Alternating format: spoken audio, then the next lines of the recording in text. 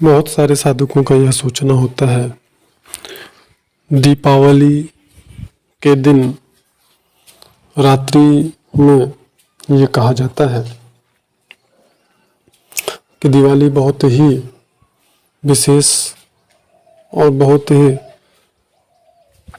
सिद्ध मुहूर्त उस दिन होता है। उस दिन मंत्रों को सिद्ध किया जाता है। उस दिन साधना करने पे हम मंत्रों को सिद्ध कर सकते हैं। बहुत सारे लोग इस दिन कई प्रकार की शक्तियों की सिद्धि भी करवाने की बात करते हैं। उनका कहना होता है कि इस दिन अगर हम जिस शक्ति की उपासना करते हैं उस शक्ति की हमें सिद्धि प्राप्त हो जाती है। और इसी भ्रम में बहुत सारे साधक शक्तियों की सिद्धि प्राप्त करने की लालसा में साधना भी करते हैं, जो कि जंगल में नेवला को तलाशने की बात होती है। क्योंकि दीपावली का जो पर्व होता है, मुहूर्त होता है, उस दिन कुछ ऐसे छोटे मंत्र होते हैं, जैसे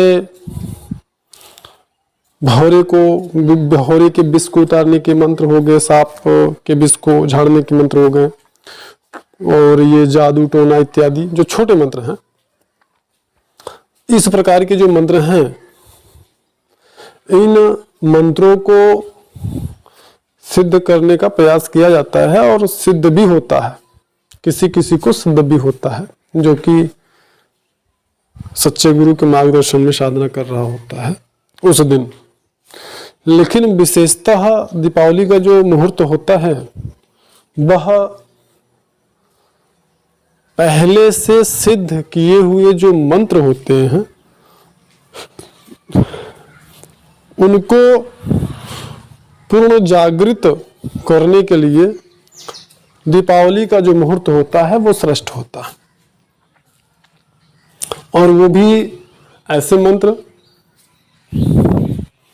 जो कि सामान्यतः नजर टोना या बिच्छू के डंक को झाड़ने वाला, या सांप के विष को झाड़ने का, भौरे के विष को झाड़ने का, इस प्रकार के जो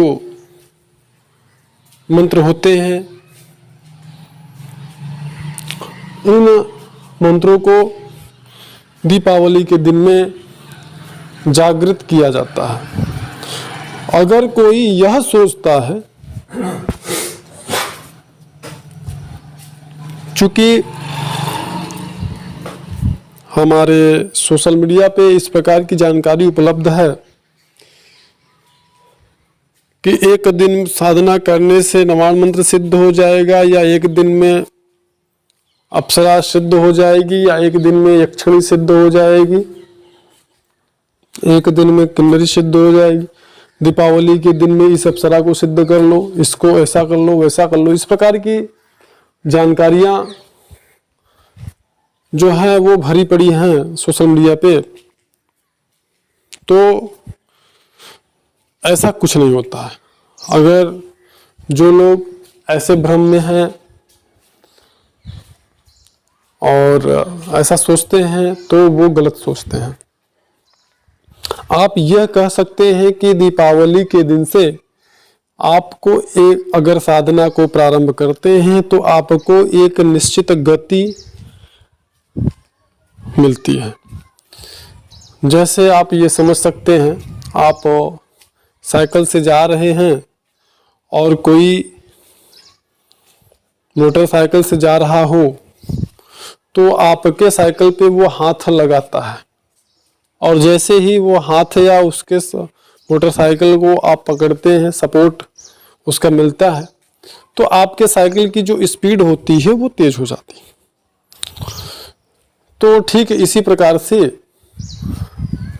अगर दीपावली के दिन से आप साधना को प्रारंभ करते हैं तो साधना में विकास का जो आपका गति होता है, वह जो आपका वेग होता है उसमें आपको बढ़त मिलती है, बस सिर्फ इतना।